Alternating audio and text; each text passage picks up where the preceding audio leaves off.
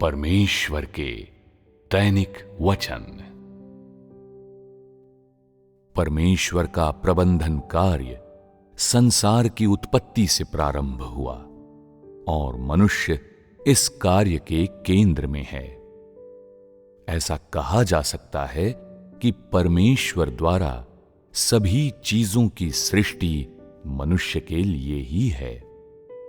चूंकि उसके प्रबंधन का कार्य हजारों सालों में फैला हुआ है और वो केवल एक ही मिनट या सेकंड के अंतराल में या पलक झपकते या 1 या 2 सालों में पूरा नहीं होता, इसलिए उसे मनुष्य के अस्तित्व के लिए आवश्यक और अधिक चीजों का सृजन करना पड़ा, जैसे कि सूर्य, चंद्रमा, सभी प्रकार के जीव, भोजन और एक अनुकूल पर्यावरण।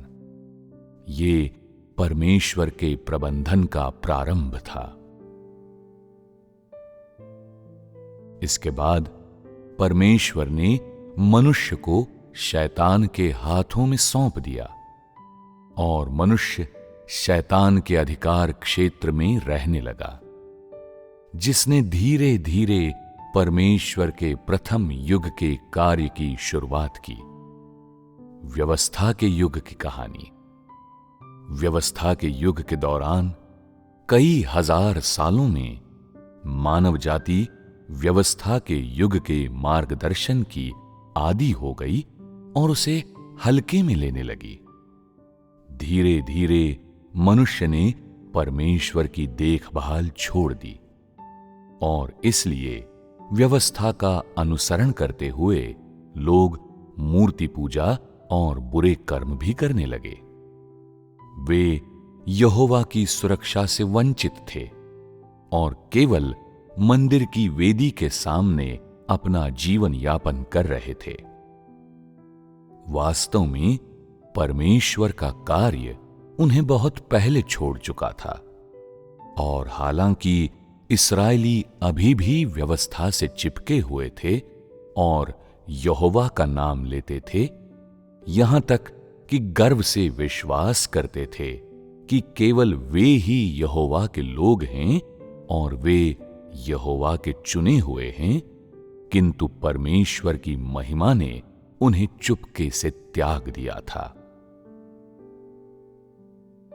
जब परमेश्वर अपना कार्य करता है तो वो हमेशा चुपचाप एक स्थान को छोड़कर धीरे से दूसरे स्थान पर अपना नया कार्य प्रारंभ कर देता है।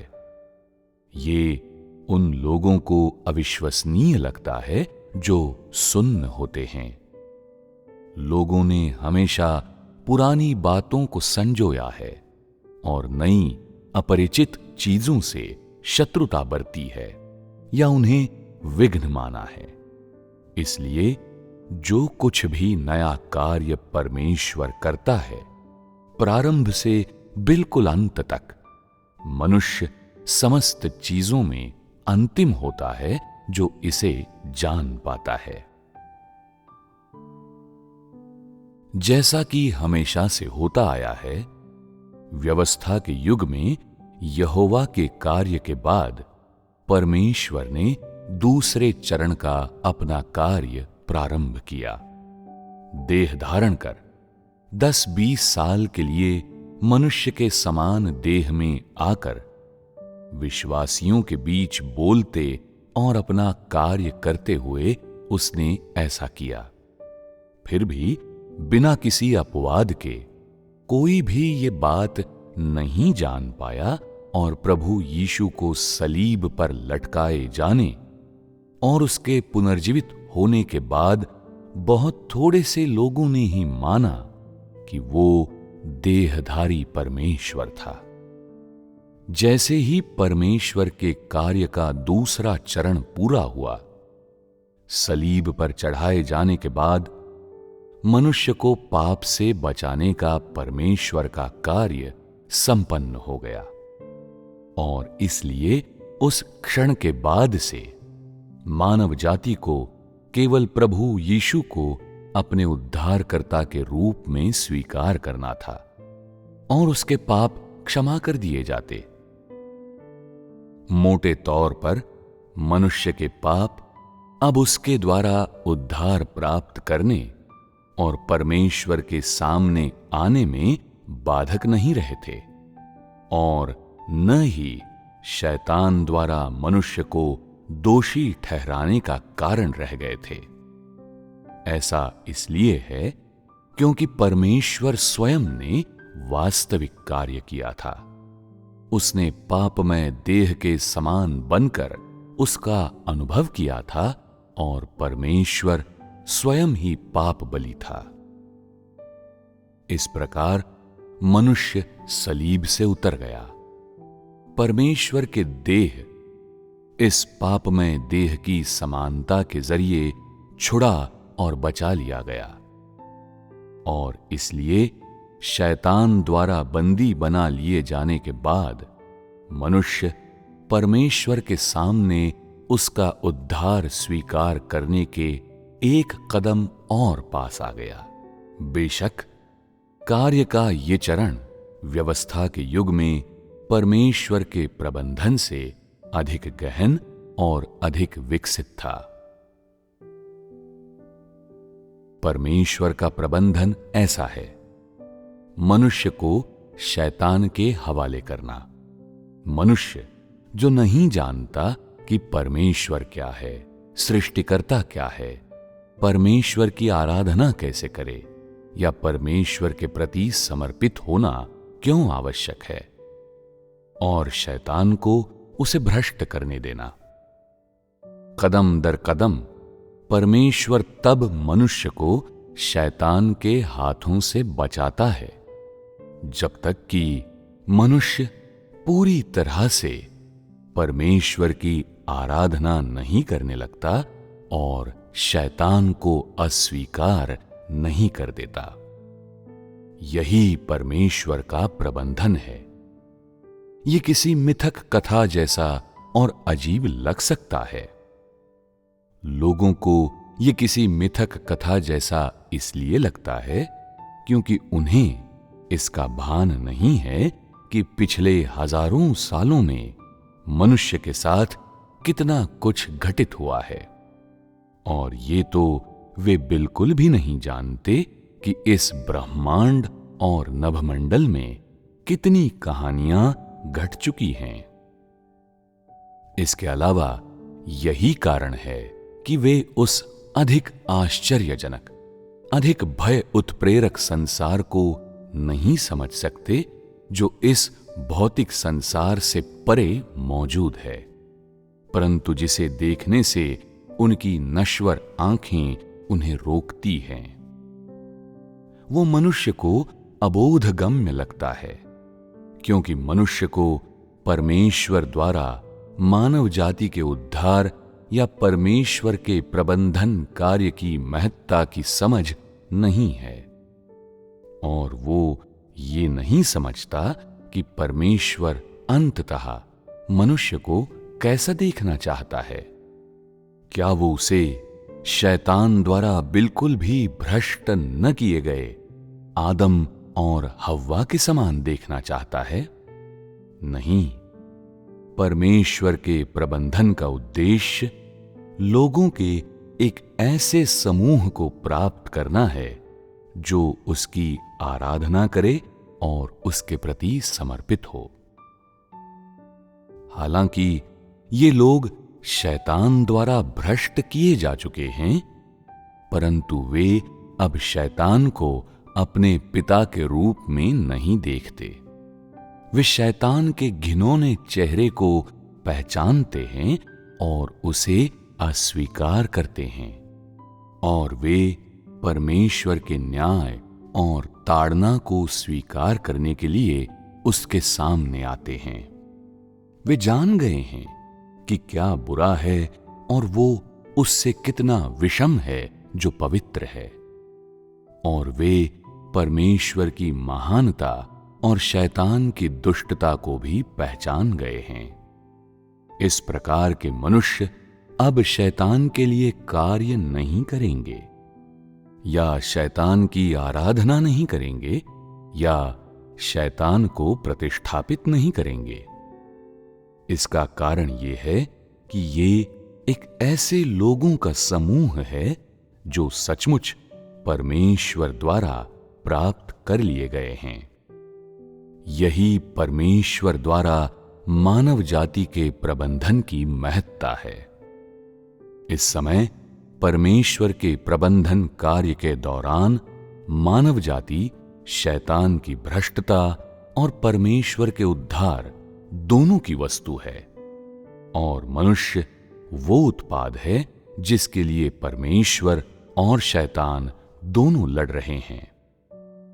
चूंकि परमेश्वर अपना कार्य कर रहा है, इसलिए वो धीरे धीरे मनुष्य को शैतान के हाथों से बचा रहा है, और इसलिए मनुष्य पहले से ज्यादा परमेश्वर के निकट आता जा रहा है।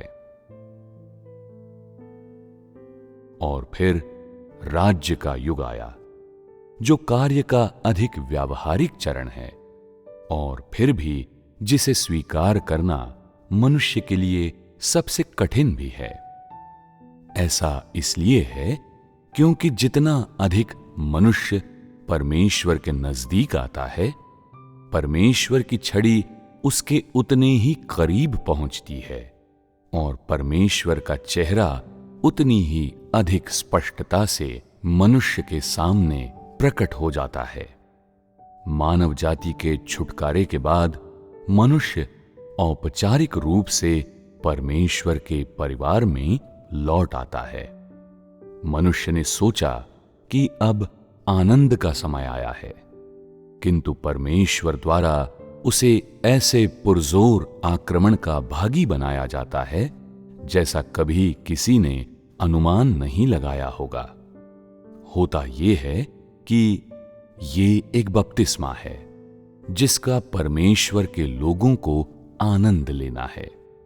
इस प्रकार के व्यवहार के अंतर्गत लोगों के पास ठहर कर स्वयं के बारे में ये सोचने के अलावा और कोई विकल्प नहीं बचता, मैं कई सालों तक खोया हुआ वो मेमना हूं जिसे वापस पाने के लिए परमेश्वर ने कितना कुछ खर्च किया है। फिर परमेश्वर मुझसे ऐसा व्यवहार क्यों करता है? क्या ये परमेश्वर का मुझ पर हंसने और मुझे उजागर करने का तरीका है? बरसों बीत जाने के बाद शुद्धिकरण और ताड़ना की कठिनाइयां सहकर मनुष्य वैसा मजबूत हो गया है जैसा मौसम की मार से हो जाता है। हालांकि मनुष्य ने अतीत की महिमा और रोमांस खो दिया है, पर उसने अनजाने ही मानवीय आचरण के सिद्धांतों को समझ लिया है, और वो मानव जाति को बचाने के लिए परमेश्वर के वर्षों के समर्पण को समझ गया है। मनुष्य धीरे धीरे अपनी बर्बरता से घृणा करने लगता है। वो अपनी असभ्यता से, परमेश्वर के प्रति सभी प्रकार की गलतफहमियों से और परमेश्वर से की गई अपनी सभी अनुचित मांगों से घृणा करने लगता है। समय को वापस नहीं लाया जा सकता। अतीत की घटनाएं मनुष्य की खेदजनक स्मृतियां बन जाती हैं, और परमेश्वर के वचन और उसके प्रति प्रेम मनुष्य के नए जीवन में प्रेरक शक्ति बन जाते हैं। मनुष्य के घाव दिन प्रतिदिन भरने लगते हैं, उसकी सामर्थ्य लौट आती है, और वो उठ खड़ा होता है और सर्वशक्तिमान के चेहरे की ओर देखने लगता है, और यही पाता है कि परमेश्वर हमेशा मेरे साथ रहा है, और उसकी मुस्कान और उसका सुंदर चेहरा अभी भी भावोद्दीपक हैं। उसके हृदय में अभी भी अपने द्वारा सृजित मानव जाति के लिए चिंता रहती है, और उसके हाथ अभी भी उतने ही गर्म जोशी से भरे और सशक्त हैं जैसे वे आरंभ में थे। ये ऐसा है मानो मनुष्य अदन के बाग में लौट आया हो, लेकिन इस बार मनुष्य सांप के प्रलोभन नहीं सुनता और अब वो यहोवा के चेहरे से विमुख नहीं होता। मनुष्य परमेश्वर के सामने घुटने टेकता है, परमेश्वर के मुस्कुराते हुए चेहरे को देखता है और उसे अपनी सबसे कीमती भेंट चढ़ाता है। ओह मेरे प्रभु, मेरे परमेश्वर! परमेश्वर का प्रेम और उसकी दया उसके प्रबंधन कार्य के हर ब्यौरे में व्याप्त रहती है, और चाहे लोग परमेश्वर के अच्छे इरादे समझ पाएं या नहीं, वो अभी भी अथक रूप से अपने उस कार्य में लगा हुआ है जिसे वो पूरा करना चाहता है। इस बात की परवाह किए बिना कि परमेश्वर के प्रबंधन को लोग कितना समझते हैं, परमेश्वर के कार्य से मनुष्य को हुए लाभ और सहायता को हर व्यक्ति भली भांति समझ सकता है।